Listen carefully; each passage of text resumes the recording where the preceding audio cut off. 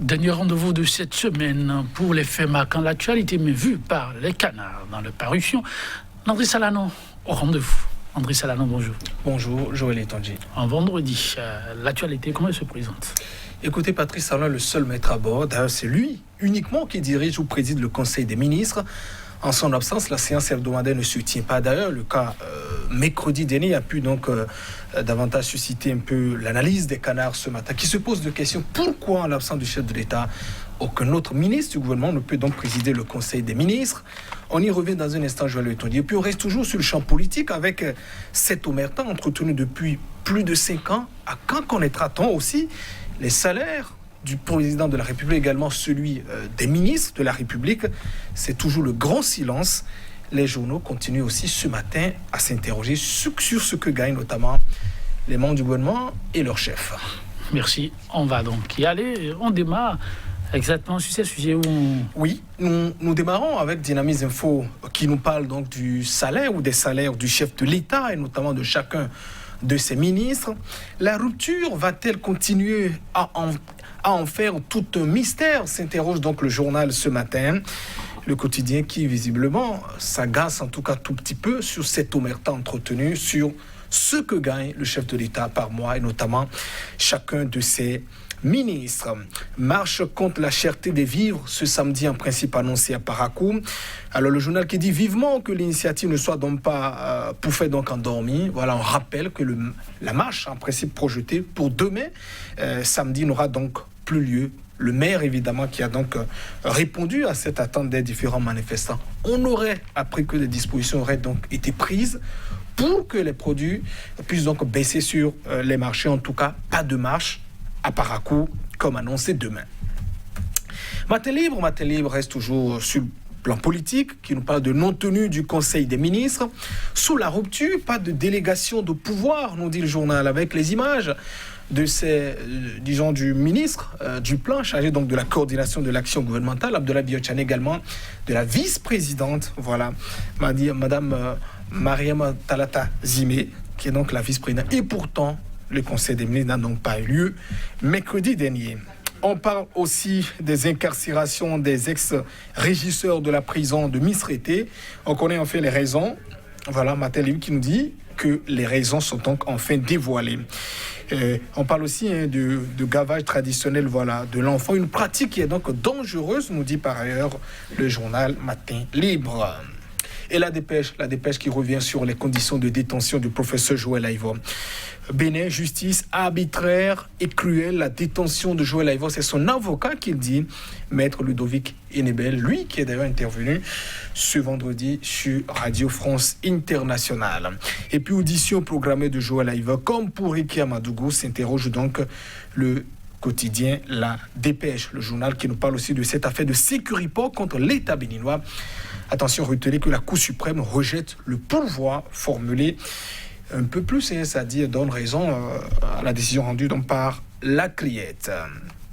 Et l'Audace Info qui parle de cette nécessité de réconciliation nationale attendue de Patrice Talon après des années de déchirement politique.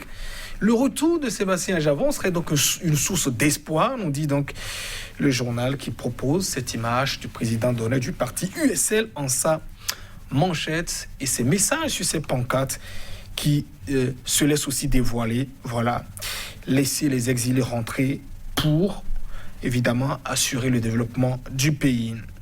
On parle à la une du potentiel de cette nouvelle arrestation de milliardaires béninois pour une présumée affaire de blanchiment d'argent. Le milliardaire Yeto Séraphin alias Yovo est mis aux arrêts.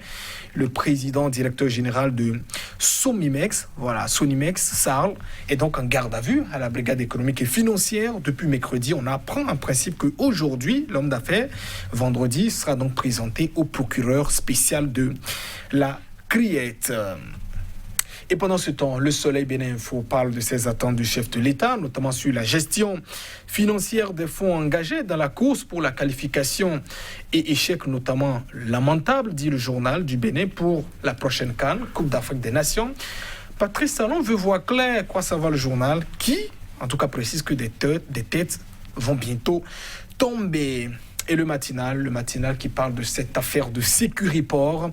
La Cour suprême donne raison à la CRIET, la Cour de répression des infractions économiques et du terrorisme. La procédure continue, nous dit le journal. Les mandats d'arrêt internationaux sont maintenus. Et le nouvel observateur qui nous amène donc au niveau, disons, de nos différents lacs. Pollution environnementale, la rivière Clou, toujours le dépotoir des déchets d'une usine chinoise. Le journal qui semble donc interpeller le ministre du cadre de vie, José Donato. Et pendant ce temps, La Nation, le quotidien de service public, parle de ses intentions de l'État, retour de l'État dans le secteur industriel. C'est pour une économie plus diversifiée et plus solide. Le gouvernement qui tente donc de dévoiler ses ambitions. Et puis le Soleil levant parle de cette politique de mobilisation des ressources internes. Retenez que la facture normalisée est obligatoire pour tous. Ce sera donc à partir du 1er juillet, en tout cas dans quelques jours. Et puis la promotion de football féminin, les clubs de Ligue 1 et 2 reçoivent du soutien financier du gouvernement. Il y a eu donc remise de chèques. C'était la veille.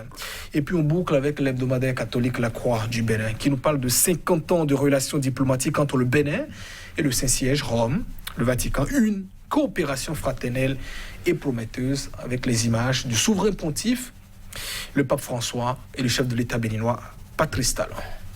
Merci à vous, Landry Salanon. Nous allons y aller et démarrer avec Dynamisme Info, si permettez. Oui, Dynamisme Info qui parle de cette omerta toujours entretenue, ce silence notamment sur ce que gagne le chef de l'État Patrice Talon, notamment chacun de ses ministres. Voilà, la rupture va-t-elle donc continuer à en faire tout un mystère? Pour l'heure, c'est toujours un mystère, je vais le dire. Sauf, en tout cas, les bénéficiaires. Je vais parler de ces ministres, sans doute également de ceux qui élaborent, font le traitement de leurs différents salaires aussi, et notamment ce que gagne le chef de l'État béninois, Patrice Talon. On rappellera que ce sont quand même des fonctionnaires de l'État. Donc ce sont les ressources, évidemment, des contribuables qui permettent donc, évidemment de les nourrir. Et pour des questions aussi de, je crois, de clarté, de bonne gouvernance, de transparence dans la gestion, on doit pouvoir connaître quand même le salaire du président de la République, le salaire également des ministres. Bouniaï gagnait 17 millions de francs CFA. Ça, c'était donc connu. Certains ministres d'État gagnaient 4 millions de francs CFA, d'autres aussi moins. Donc, en tout cas, en fonction des rangs que vous occupez, c'était donc pas, j'allais dire, c'était mystère sur le salaire. Djobénou, je crois, quand il était ministre, j'allais dire, depuis président de la commission des lois, il a dévoilé en tout cas détaillé ce qu'il gagnait. En tant que président de commission, il gagnait 3 millions de francs CFA. Donc, pour des hommes publics, en tout cas, ça n'est pas eu. On ne doit pas, en tout cas, en faire un mystère sur ce qui doit. Qui plus est, les dirigeants de la République. Mais je rappelle tout de même que c'est toujours le silence total. Et c'est peut-être aussi, en tout cas, cette question que pose le journal. C'est aussi, en même temps, je vois, dit, c'est un défi lancé aux journalistes en matière d'investigation aussi. Peut-être qu'on est aussi interpellé pour essayer donc de mieux fouiller. On ne passera quand même pas 10 ans sans connaître ce que gagne le chef de l'État, Patrice Talon, ni aussi chacun de ses ministres. Les rumeurs circulent, on parle pour les ministres, on parle de 8 millions, certains seraient à 16, certains aussi à 12, d'autres peut-être aussi au-delà, mais ça reste en tout cas pour des rumeurs, on peut les mettre toujours sous ce coup, et rarement aussi on retient des éléments de leur part. Je crois évidemment, pour des raisons de sincérité, de transparence, on ne doit pas continuer à garder tout ce mystère autour de ce que gagne le chef de l'État, Patrice Talon, et aussi ses ministres. En tout cas, Souboni Yahi, on le savait, on le connaissait. Et même, il y avait aussi une certaine polémique. Souboni Yahi, on disait, mais il gagnait plus que le président français, par exemple. Bon, au moment de François Hollande, également de Sarkozy, Boni Yahi était à 17 millions, en tout cas pour pratiquement les derniers décrets qui étaient pris. On disait, mais il gagnait plus. Sans oublier, c'est vrai que les contextes ne sont pas les mêmes. Il y a aussi d'autres avantages dont bénéficiait aussi le président français. Mais reste quand même que c'était des éléments qu'on avait, on faisait le débat. Mais depuis 2016, je l'ai dit, voilà, un silence total. Est-ce que ça va continuer jusqu'à 10 ans? Je crois que c'est plutôt les journalistes qui sont donc interpellés. Oui, une très bonne ouverture, les journalistes interpellés. André, on reste un peu dans la même dynamique. Matin Libre nous rapporte qu'il y a autre chose aussi qui a changé. En l'absence du chef de l'État, les conseils des ministres ne se tienne plus. Oui, ça ne se tient pas. Et ça, le changement dont vous parlez, c'est par rapport à la gouvernance précédente, notamment de celle de Boni Yayi, puisque depuis 5 ans aussi, quand Patrice Talon n'est pas là, il n'y a pas de conseil des ministres. Il a peut-être tiré, c'est pas leçon de ce qui se passait.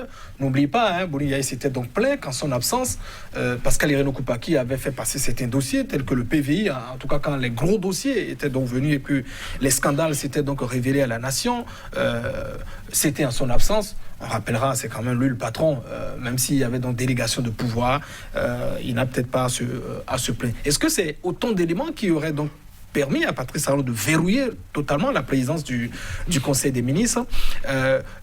Souvenez-vous, quand il avait eu quand même quelques ennuis de santé, c'était en 2017 avec sa double opération dans l'Hexagone, ça devenait quand même un peu trop long et c'est de là que beaucoup plus les rumeurs ont commencé. Et je dis, le gouvernement a peut-être sans doute laissé lui-même une certaine faille. Dès lors qu'il n'y a pas conseil des ministres, on sait rapidement que le président est donc absent, ou bien en tout cas il y a un petit problème. Mercredi dernier, en tout cas pour ce que beaucoup de journaux ont avancé, le chef de l'État serait donc absent du territoire national. C'est pourquoi la séance hebdomadaire n'a donc pas lieu. Et au journal quand même de se poser de certaines questions. On a une vice-présidente, disons désormais dans la République. On a aussi un deuxième acteur majeur, c'est-à-dire le ministre Abdoulaye Biotchane qui est chargé de la coordination de l'action gouvernementale. C'est quand même certaines promotions par rapport dans ce nouveau gouvernement qui s'ouvre donc. Et pourquoi pas ces deux personnalités ne peuvent donc nous tenir le Conseil des ministres? Est-ce qu'en l'absence du chef de l'État, le gouvernement, j'allais dire, l'État doit donc arrêter de fonctionner? Est-ce qu'il n'y a pas de dossier urgent? On se pose de questions. C'est vrai qu'en cas de vacances, la vice-présidente est plus habilitée, c'est la Constitution, donc l'habilite à pouvoir suppléer le chef de l'État dans ses fonctions. Mais il faut rappeler, selon la Constitution, le poste de vice-président est totalement vide. C'est juste une décoratrice, c'est-à-dire qu'il remet les colliers, comme le dit les décorations. Donc il y a rien de nouveau dans ce poste. Et on dit même d'ailleurs son siège n'est pas, comment dit-on, à la présidence et le siège non plus. Voilà. Merci à vous, André Salano. Ainsi va la République à lundi.